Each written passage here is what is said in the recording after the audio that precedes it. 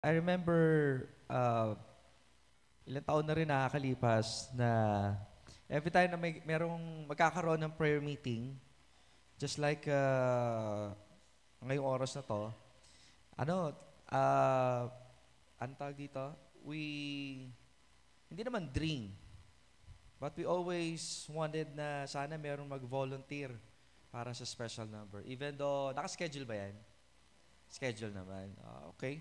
So, iba pa rin naman din kasi yung, alam mo yun, may nagvo-volunteer na bago mag-preaching, talaga may re-render ng song, which is nakakatuwa dahil sabi ko nga, ang layo na na 10 in a sense, bagaman din yung naabutan yon. So, yeah, papasalamat tayo sa Panginoon sa mga nag-volunteer na yun. Nais ko magpasalamat sa Panginoon, bagaman di isa lang ang nag-testimony sa ating pong or rather ginawa po ninyong appreciation sa mga pastor. So, salamat po sa inyong tama ba? Selflessness. Tama ba yung word? Hindi kayo naging makasarili. Yan. So, salamat po sa mga nagbigay ng encouragement sa mga pastor. Actually, parang sa Teacher's Day din lang yan. Ang Japan, wala silang Teacher's Day. Wala, hindi sila nag-celebrate. But, they always give respect sa mga teacher. Grabe yung respeto nila sa mga teacher. Pag sinabi mong teacher ka sa Japan, daig mo pa ang presidente. Even though they don't celebrate Teacher's Day, unlike dito sa Pinas, nag-celebrate nga, pagkatapos naman na puro stress. So, ba't ko nasabi yan? Salamat sa Panginoon. Bagaman, sabi ko nga, there's a lot of things na pwede makapag-discourage sa pastor. Natututunan niyo na po ang mag-encourage. So, ako po personally, nagpapasalamat po sa effort na inyo pong ginawa. Yan. At tunay nga po na napakabuti ng Panginoon sa atin sapagkat sa pagtuturo po niya ay natututo na po kayo. Amen? So, salamat sa Panginoon. Hindi tayo papakatagal, tayo po mag-aaral na ng salita ng ating Ama. Colossians chapter 3, verses 11 hanggang 17. Colossians chapter 3, verse 11 hanggang 17. A call to change the way we serve our Lord. At ganito po ang ating matutunghayan. Where there is neither Greek nor Jew, circumcision nor uncircumcision, barbarian, Scythian, bond nor free, but Christ is all and in all. Put on therefore as the elect of God, holy and beloved, bowels of mercies, kindness, humbleness of mind, meekness, long-suffering,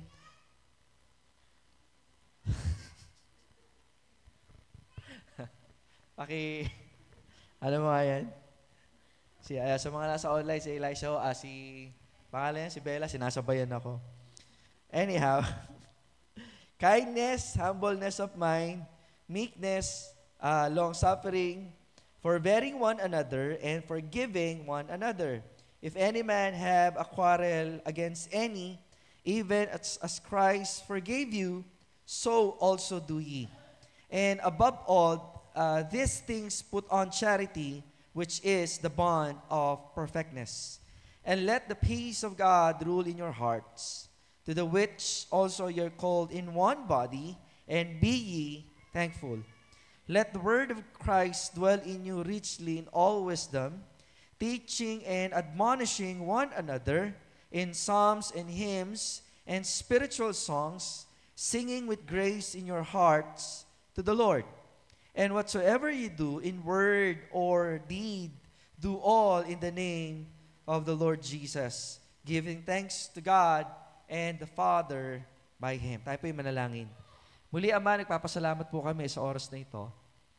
Humingi po kami, Ama, ng kapatawaran sa aming po mga kasalanan. Kayo po patuloy na maglinis sa aming mga puso upang maging kaaya-aya po ang aming paglilingkod. Ang pangaral at ang pakinig ng banal na salita, ang patuloy po nawa ay maibigay po namin ito ng walang anumang sagabal. Salamat po, Ama. Ang patuloy po ang banal na Espiritu, hiningi po namin ang patuloy na kumilos sa pangalan ni Jesus. Amen at amen. Mari na po tayo Maupo.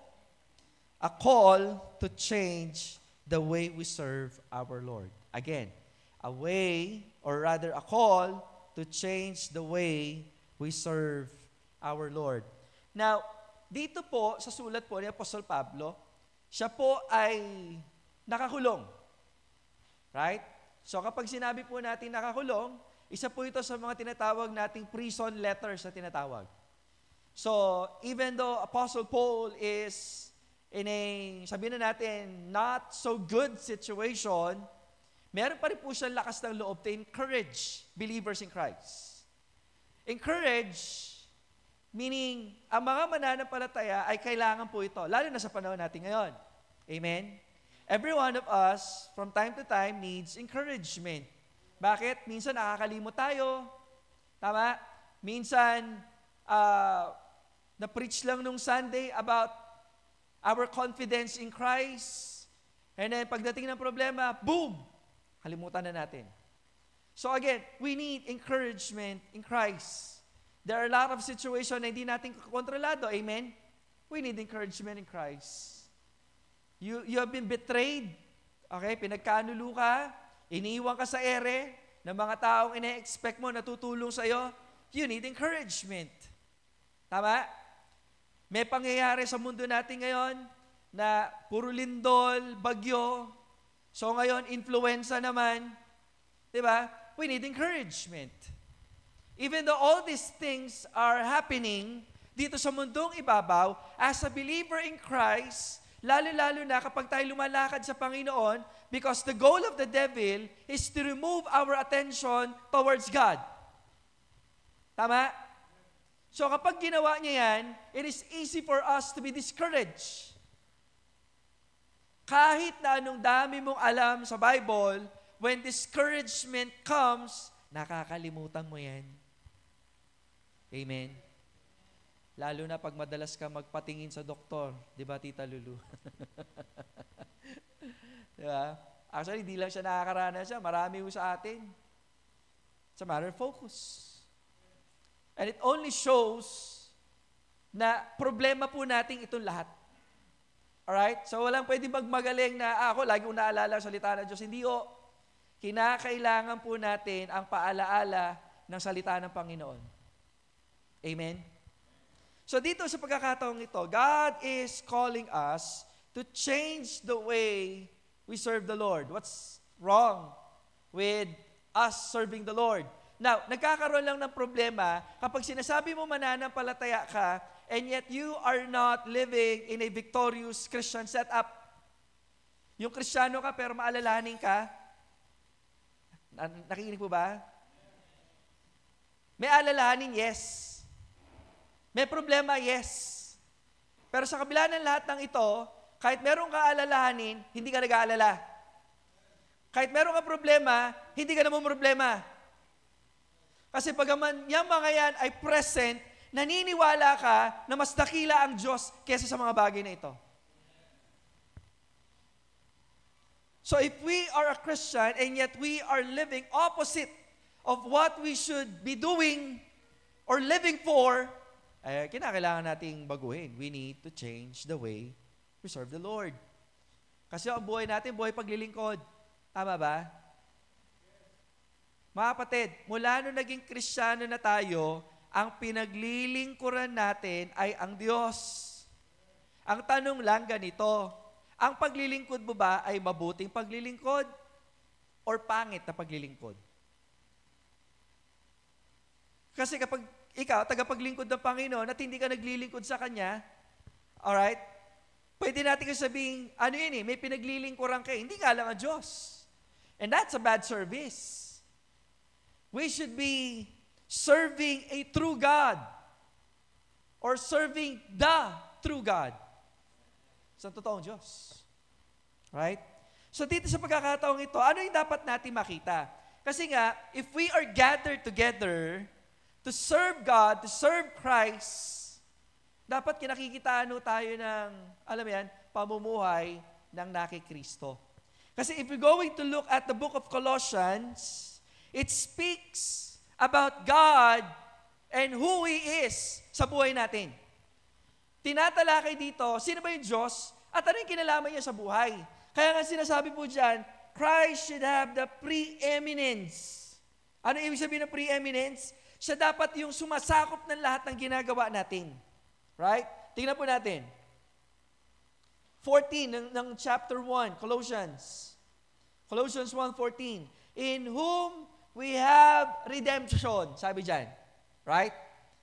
Meron tayong kaligtasan sa pamamagitan ng kanyang dugo. And one of the vocabularies of salvation is the word redemption, tinubos. Kasi sa totoo lang, di natin kaya tubusin ng ating sarili. Even the forgiveness of what? Sins. So our identity, we are now what? Saved. Para kanina umaga, sabi ko lang yan, we are not sinners saved by grace. Mali yun. Bagaman may awitin na ganyan sa hymnal. The proper word is either you are a sinner or you are a saved person. Pero hindi ka pwedeng sinner saved by grace. No. Kasi dinidiminish nito yung ginawa ng Panginoon. Nung niligtas ka na ng Panginoon, ang identity mo, hindi ka na makasalanan. Oo, nagkakasala tayo, pero hindi ka na makasalanan.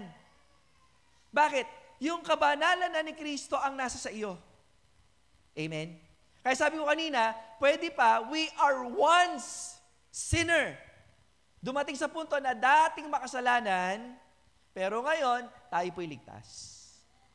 So kung ligtas ka, we should be focusing on the Savior and how to serve Him. Ano pang sabi dyan? Verse 15, kasunod. Who is the image of the invisible God, the firstborn of every creature. 16. For by Him were all things created.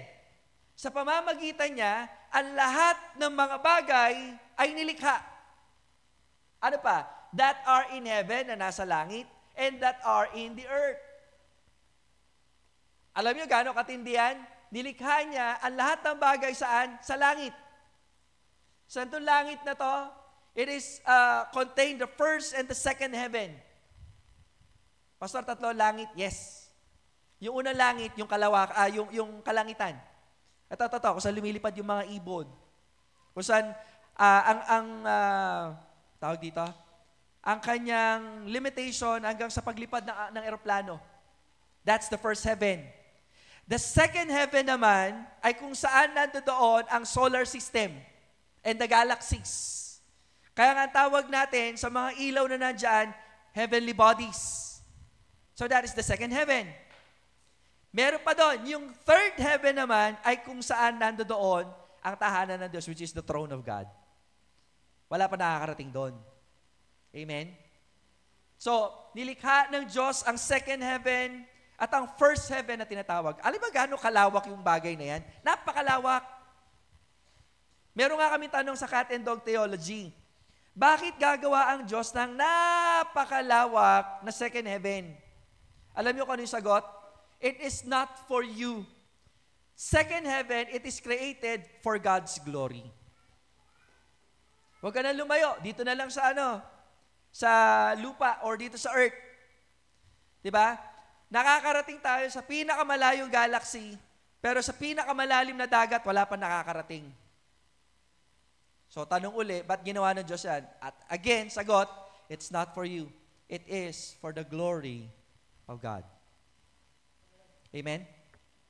So, ang sabi diyan, lahat ng bagay nilikha niya, visible and invisible.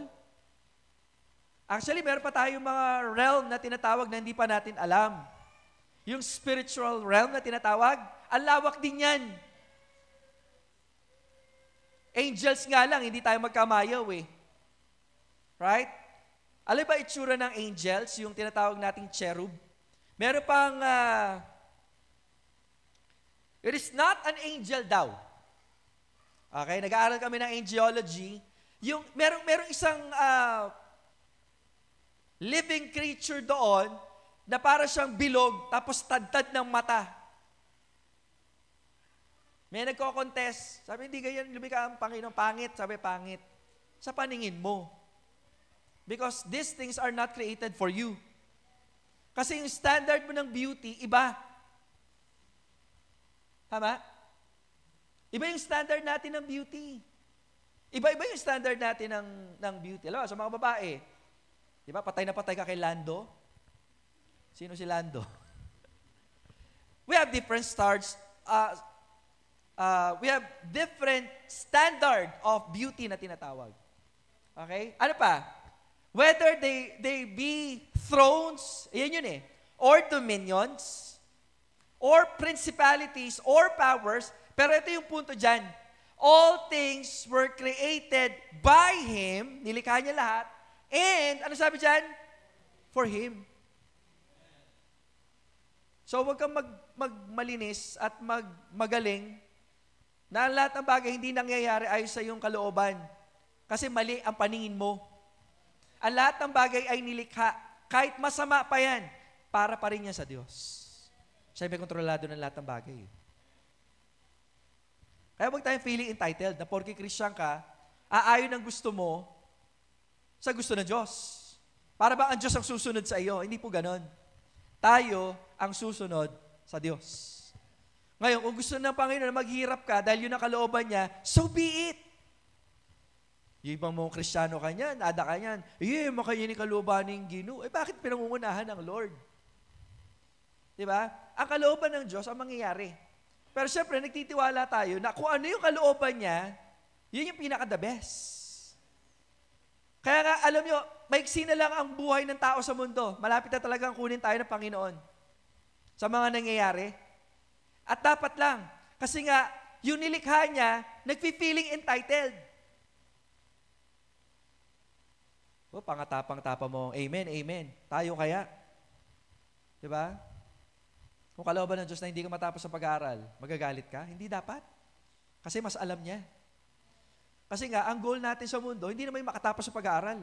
Ang goal natin, paglingkuran at mabigyan ng kapurihan ng Diyos. If you miss that point, you miss everything in your life. Kaya pala, yung lagi paalala ng Panginoon, ang nagmamahal ng higit sa mga bagay kaysa sa akin, sabi ng Panginoon, hindi karapat-dapat sa akin. Kaya pala. Amen? Ang daming dapat baguhin sa mundo ng mga Kristiyano. Kasi hanggat hindi tayo humihiwalay sa kamunduhan, hindi natin maintindihan ang pamantayan ng Diyos. Ayun, no? All things were created by Him. Yung sakit na nangyayari, Diyos may likha niyan. Para maintindihan ng tao, ang Diyos pa rin may kontrol ng lahat ng bagay. Kasi, kahit patayin tayo lahat ng Diyos, wala tayong magagawa. Sa Kanya lahat yan eh. Ngayon, kung nabuhay ka, ngayon ikaw binuhay ng Panginoon, dapat naman magpasalamat ka. Problema kasi sa atin, hindi tayo natututo magpasalamat. Nakikinig po ba? Ang tao mapagpasalamat, it takes a lot of humility. Ang tao hindi mapagpasalamat, mayabang. Mayabang. Ang taong hindi mapagpasalamat, sila yung taong walang disiplina. Lahat tayo yun. It takes discipline. Kasi isipin mo nakakapagod kayo mag-isip. Tama? Nakakapagod mag-isip. Kaya nga nanonood lang tayo ng di ba? Ng Facebook, Netflix. Kasi ayaw natin nag-iisip. At yan ang gustong-gusto ng kaaway. Nakapahipagal. Ang gusto ng kaaway, para lang malaman ninyo, hindi naman natin sinusunod dapat ang galaw ng kaaway, pero para mas maintindihan lang natin, ang gusto ng kaaway, ayaw kanya matutok yung meditation mo sa Panginoon. Actually, that is my battle right now. That is my battle right now. Kapag nahirapan ho kayong mag-focus sa mga spiritual na bagay, naku, laking battle po niyan. Nagigets po ba? Kanina, habang umaawit ayoko sabihin Jumbo Sherlyn. Okay? Tapos, tinitignan ko kayo, panaka-naka. Yung iba naligo, yung iba di ko alam. Hindi yan ang gusto kong sabihin. Kaya tayo naglilingkod sa Panginoon. Ang isa sa pinagmamalaki natin ay ating relasyon sa Diyos. And we are not gathered here just to fulfill a program. Nakikinig po ba kayo? Please, makinig po kayo. Kasi marami akong kaibigang pastor, siyempre may mga churches sila. They are so driven by program. Program na doon nila na-feel yung victory kapag marami silang ginagawa, pag marami silang nadadalang invites nila in the church. But actually, our wealth, ika nga, or kayamanan po natin, ay relasyon dapat natin sa Diyos. Nakikinig po ba kayo? Kasi kahit na anong ganda ng program natin sa church, pagkatapos ng program, sino ka? Sa harapan ng Panginoon.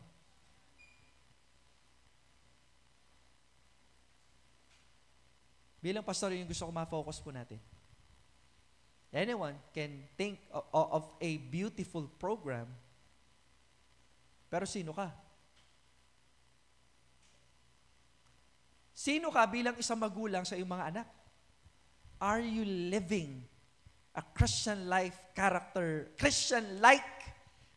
sa iyong mga anak?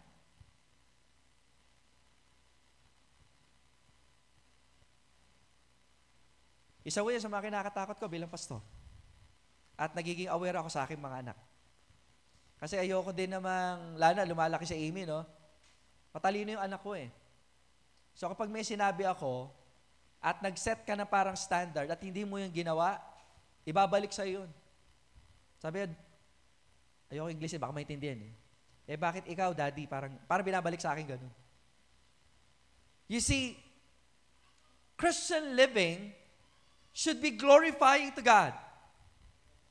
Kasi yung the whole purpose eh. Sino ka bilang anak sa iyong magulang? How do we glorify God in our, alam mo yan, home? If God has put you in a position of influence sa pamilya mo, and you're not taking advantage of that, ay hindi natin na-fulfill yung kalooban ng Panginoon. Halimbawa, nanay ka, may mga anak ka, kahit sabihin mo hindi kasama si tatay dahil hindi pa siya nakakilala sa Panginoon, you should be fulfilling the will of God in your family.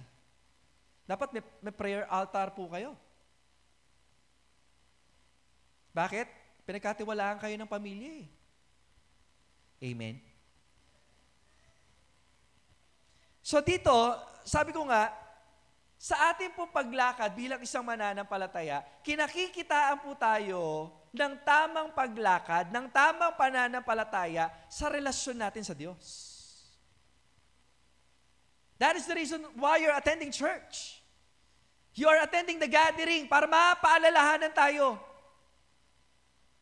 Kasi kinakailangan natin ng paalala. Tatlong bagay, nais kong iwan sa inyo para mapaalalahanan tayo. Number 1. Okay? So, a call to change our way we serve our Lord, or we serve the Lord. Number 1, we should set aside our differences for the sake of Christ. We should set aside our differences for the sake of Christ. Ano problema dito? So, kapag ang church, hindi na sila nagkakasundo for the sake of Christ, they're not having one mind, one service, one Lord, wala silang ma-accomplish. Sabi ng Colossians 3:13 ganito, tingnan nga natin. Brethren, 3:13, forbearing one another and forgiving one another. If any man have a quarrel against any, even as Christ forgave you, so also do ye. Tama? That's the mark of a disciple of Jesus Christ. Minsan kasi, there's a fine line between setting apart o umihiwalay ka sa mga tao hindi maglalapit sa iyo sa Diyos, at meron din naman, alam mo yan, kinakailangan mong tulungan din naman sila para at least maintindihan nila na yung paglakad nila hindi tama at kinakailangan nila ayusin. It takes wisdom. Hindi ka lang kasi basta pwedeng, alam mo yan, o di ka sumusunod, sa demonyo ka.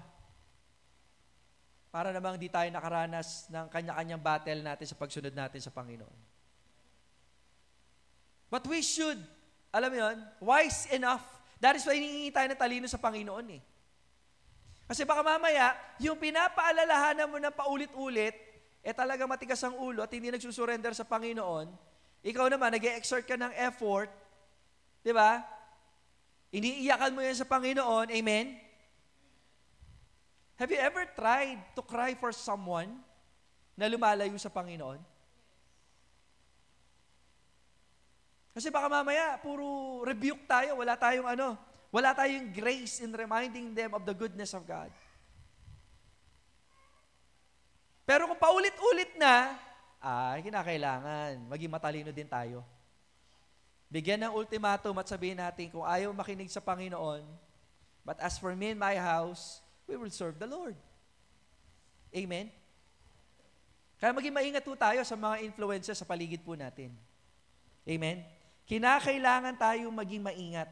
Although that is point number 2, balik tayo sa point number 1. We should set aside our differences for the sake of Christ. So kinakailangan, nagkakaroon po tayo ng paalalahanan. Paalalahanan. Nakaka-encourage yung pag kinakamusta ka, amen? Pero ibang level, kapag yung kamustahan mo, natutok na dun sa punto na, kamusta na yung paglakad mo sa Panginoon? Meron ba akong kinakailangan ipag-pray sa iyo?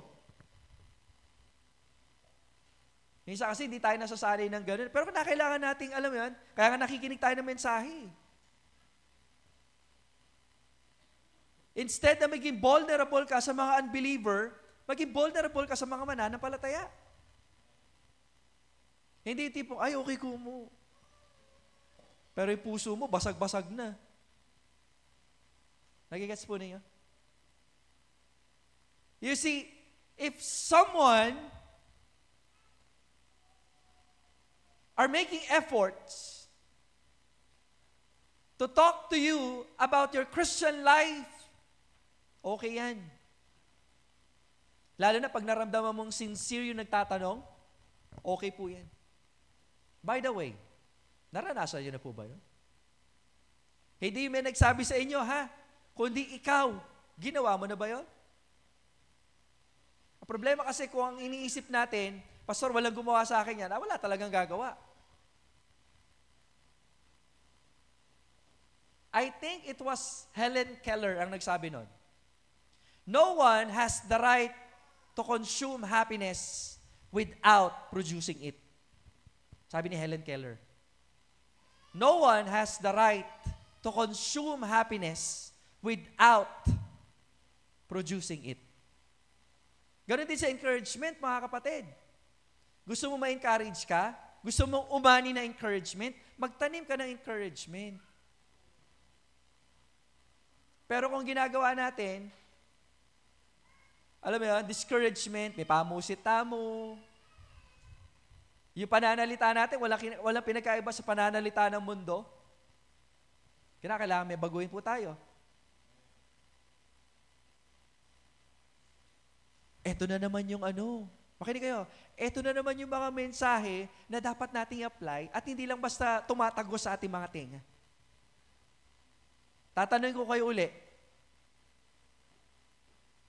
nagiging sanhi po ba kayo ng kalakasan ng ibang mananampalataya? Na kung nahiya kayo, may assignment. You have or you need to pray to God for encouragement. You need to pray to God for boldness. you need to pray to God for wisdom. Kasi mga kapatid, yan ang sabi dyan eh. We should set aside our differences. Hindi pwedeng, alam mo yan, matamad yung magkay, pabrenta na, itanam. Hindi tayo tatatag.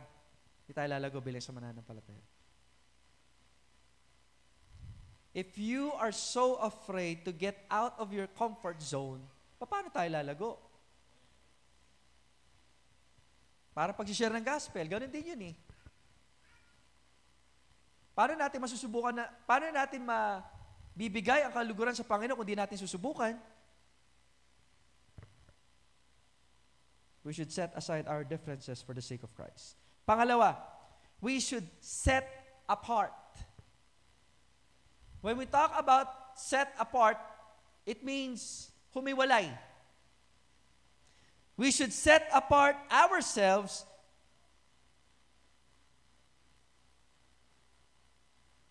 parang paras lang. Wait.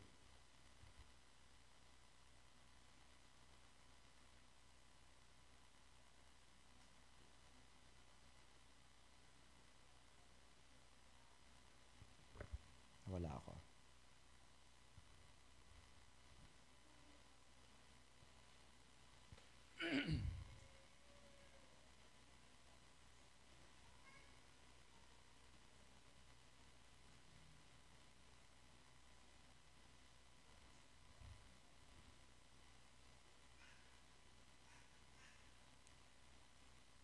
Kasi tinatry ko po ang technology. Kasi dahil medyo lumalabo po ang aking mata, so mas laki po sa tablet. Okay?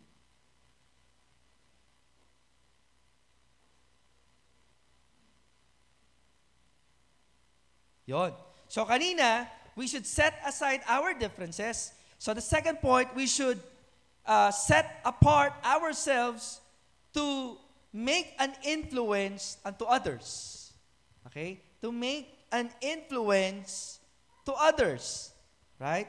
Colossians chapter 3, verse 14. Okay? So ganito po sinasabi po dito. Verse 14. And above all these things, put on charity, which is the bond of, ano sabi dyan? Perfectness. Okay? So kinakailangan nating iwala yung ating sarili, hubarin yung mga bagay na hindi nakakalugod sa Panginoon, at isuot natin ang ano yun? Charity or pag-ibig. Setting apart is the difficult one. Ihiwalay. Kasi you are going against the flow na tinatawag. So yung gusto ng mundo, yung masaya, yung gusto ng mundo, yung convenient, pero sa paglilingkod natin sa Panginoon, iba. You have to make a lot of sacrifices. Biro mo sa giving, di ba, gagamitin mo na lang personal, ibibigay mo pa sa Panginoon. Bakit? Kasi naniniwala tayo na tayo'y tinawag ng Panginoon para mag-contribute saan? To the kingdom of God. Kasi hindi naman gagamitin ng Panginoon na unbeliever in itself. Pero ang gagamitin ng Panginoon mightily, sino? Yung kanyang mga anak. Amen? Oo, gumagamit siya. Okay, naiintindihan natin yan. Pero syempre, ang higit na mas nakakaunawa dapat sa pangangailangan ng gawain ng Panginoon, di mga tinawag ng Panginoon. The first church is married. Saan? Poverty, persecution, and a lot of stuff. And yet, they thrive. And the reason why, kung bakit tayo nagkakatipon ngayon, it's because they understand the sufficiency, ng Panginoon.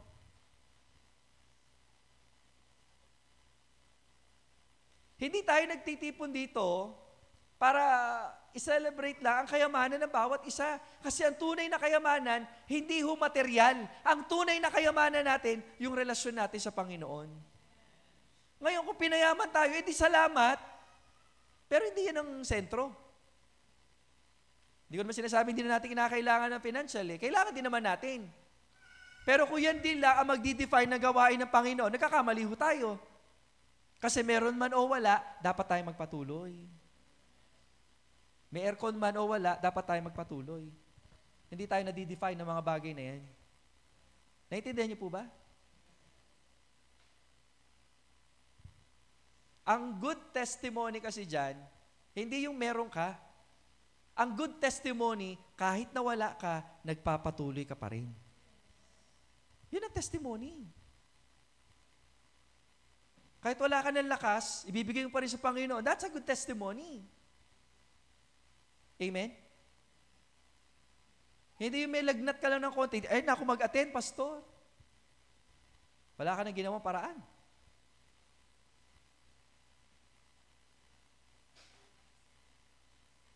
Ang haba ng ginugol mong panahon, pagdating ng Wednesday o ng Sunday, wala kang pamasahe. Dapat ready na yun eh. Tama?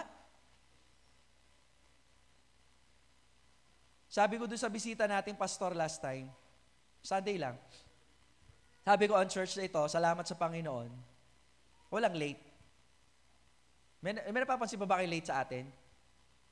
Meron pa ba? Wala na, no? Wala eh. Sabi ko doon sa pastor, so tama yung pagmamalaki ko. Sabi ko sa amin sa church, maaga kaming nagsisimula at ayaw namin pinaghihintay ang Panginoon. So dito, bago kami mag-start, hindi namin tinatanong o hindi kami nakasentro kung sino yung wala bago kami magsimula. Hindi namin tatanong kung nandito na ba yung mga tao para magsimula. Hindi yun ang tanong namin. Ang tanong namin, oras na ba magsisimula na tayo? Bakit? Maaga dumarating eh. Amen? That's how we should serve the living God. Pero dapat din kayo maging maingat. Amen? Kasi ganito, pag nakagawian nyo na yan, at lagi nyo na ginagawa, routinal, hindi nyo nalalaman yung depthness, yung essence ng ginagawa ninyo, hindi na siya paglilingkod. Routine na lang siya. Kaya nga panay paalala ko dun sa pag-offer ng cellphone eh. Hindi lang basta kayo naglagay ng cellphone dyan. Alam nyo bang marami na gumagaya sa atin? Kaso hindi pa rin nila magets yung essence. At ito ang kinakatakot ko. Baka mamaya, you will miss the point of why we are doing this. Kung tatanungin ko, ba't natin ginagawa ito? Isa lang ang ibig sabihin yan eh. Para masentro ang ating atensyon, kanino? Sa Diyos lamang. Lahat ba gumagawa? Hindi naman. Pinapayaban naman natin yung mga hindi gumagawa? Hindi rin. Kasi may freedom kayo eh. Pero kung binigyan ka ng talino ng Panginoon at naiintindihan mo kung bakit natin ito ginagawa, kung bakit ngayon di mo ginagawa, it's up to you. Nagigets po ninyo? Pero sa mga gumagawa, sana intindihin ninyo kung bakit natin ito ginagawa. Bakit? Kasi ang tindi niyang statement eh, alam niyo po ba yun? Ang buong mundo ay addict sa cellphone. At least kahit papaano tayo, isang araw o 2 araw man lang, Wednesday and Sunday, sinasabi natin sa Panginoon, Lord, wala hong ibang aagaw ng atensyon ko maliban sa iyo. Ganda nun. Kaya ulitin ko, huwag niyo na akong gagamitin yung word na surrender. Kasi we are worshiping. Amen? Ang tawag natin, offering. Kasi pag surrendering, ibig sabihin matigas ang ulo mo and you have to surrender. Siguro tama din kung talagang buong linggo, talagang yan naman ang ginagawa mo, you have to surrender talaga. Pero kasi ang idea nito, after surrendering, offering na dapat. Kasi nga, we are worshiping.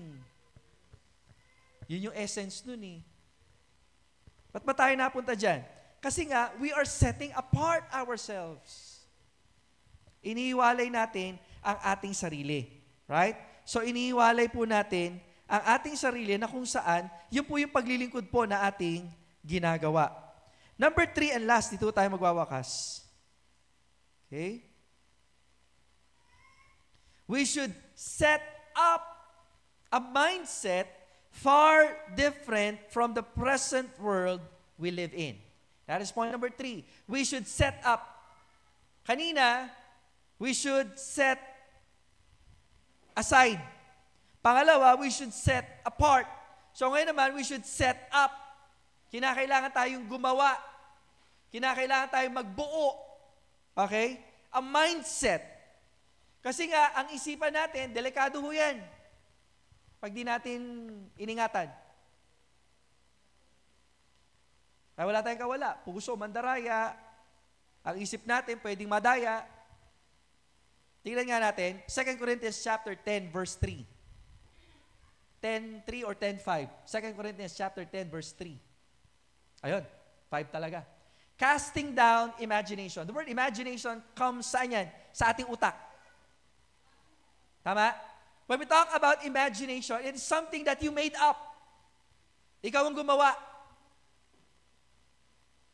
And when we talk about imaginations, that is on you.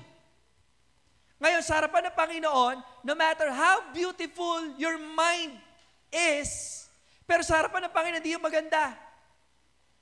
So sabi dyan, and every high thing that exalted itself against the knowledge of God, sa'yo maganda. Sa Diyos kaya. Amen? Actually, isa rin yan sa reason kung bakit ginagawa natin ito pag-offer ng cellphone. Kasi sa ibang church, narinig ko na yan eh. Kasama ko ba kayo nun? Yung boys lang yata kasama ko na kina Pastor Jeriel. Kasi ginawa nila ito eh. Ay, hindi, sa missions conference. Ginawa, nakita nung Amerikano. So parang nilait niya yung yung activity kasi sabi niya baka mamaya iPhone yung baka may magnakaw, sabi niya gano'n. Ay hindi niya in-offer. Nagets niyo? Kasi nga the only person na makaka-appreciate ng ministry na meron tayo, kayo lang. Kayo lang. Kasi sila hindi nila maintindihan yun. Maganda lang tignan sa paningin nila. Bakit? Kasi nga yung distraction nawawala. Pero yung goal natin, it's not the distraction. It is the glory of God na dapat nakikita natin. Yun yung purpose. But anyhow, so tingnan natin. Balik tayo. Casting down imaginations and every high thing that exalted itself against the knowledge of God and bringing into captivity. Familiar na tayo with the word captivity, tama? Ibig sabihin, kahit ayaw nila, dadalhin sila. So ganun din tayo bilang isang mananampalataya. We have to surrender our mind setting. Yan yung mahirap. Nakinig ba kayo? Ang dami niyan. Sa mga mananampalataya na nag-asawa ng di mananampalataya, hindi nila nagawa yan. Because in their imaginations, masisave pa naman niya kahit unbeliever.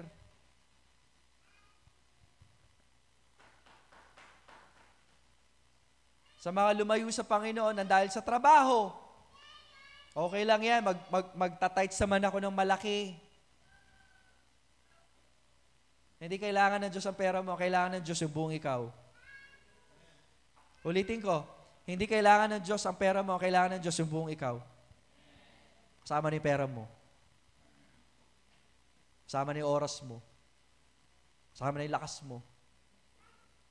Kasi kahit ibigay mo pa ang lahat ng meron ka, kulang pa rin yan kumpara o kung ikukumpara sa kaligtasan na ibinigay ng Diyos sa iyo. Bakit ganun? Kinakailangan pa nating balikan yung kaligtasan just to prove to you that you have to give to God everything that you have. Alam niyo bakit? Yun yung pinakamahalaga eh.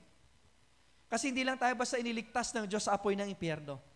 Iniligtas tayo ng Panginoon sa kawalan ng pag-asa, sa kawalan ng direksyon, sa kawalan ng kahulugan ng buhay. Kaya dapat ngayon, nasasagot yun yung tanong, why you exist? Amen? Lalo na pag nag-cat and dog theology ka, nasagot yung tanong, why you exist? Kasi there are many answers today. It is not wrong, but incomplete. So ngayon ikaw, alam mo na panuntunan sa Panginoon, you should be what? Doing a complete service to God. Huwag ka na para maging Bombay sa paglilingkod sa Panginoon. Paano yung Bombay, pastor? Pahulog-hulog lang. Konting special number dito, konting offering dito, talo-talo na. Hindi ganun. Hirap maging Kristiyano, no? Kala nila pagiging Kristiyano, madali. Madali ang maligtas? Oo. Pero yung magpaka-Kristiyano, hindi siya madali. Kung gusto mo siya mas maging madali ng kahit kokonti, papaano, magtitiwala ka dapat kay Kristo na nagligtas sa iyo. Dahil siya lamang ang daan, ang katotohanan, at ang buhay. And that is how we should serve the Lord. It is a call to change the way we serve our Lord. Tayo po lahat ay tumayo, tayo po ay manalangin. Muli, Ama, kami pinagpapasalamat ngayong gabing ito. Salamat sa iyong kahabagan. Salamat, Panginoon Diyos, sa patuloy na pagbibigay niyo po sa amin ng paalala kung paano po kami lalakad sa inyo. Patawarin niyo po kami, Panginoon Diyos, sa mga panahon na hindi po naging tama ang aming isip, ang aming pamumuhay, ang aming pananalita. Dalangin ko po, Panginoon Diyos, ngayong gabing ito, kahabagan niyo po nawa kami. Matutunan po nawa naming isuko yung mga bagay na hindi karapat-dapat sa iyong paningin. Father God, we ask that you continue to bless us, to guide us as we walk in this life, O God, giving you the highest glory that you deserve. Tulungan niyo po kami na makapaglingkod yung karapat-dapat na para sa inyo. Salamat po, Ama. Ito po ang aming dalangin at sa pangalan ni Jesus. Amen at amen. Salamat po. Magandang gabi sa ating lahat.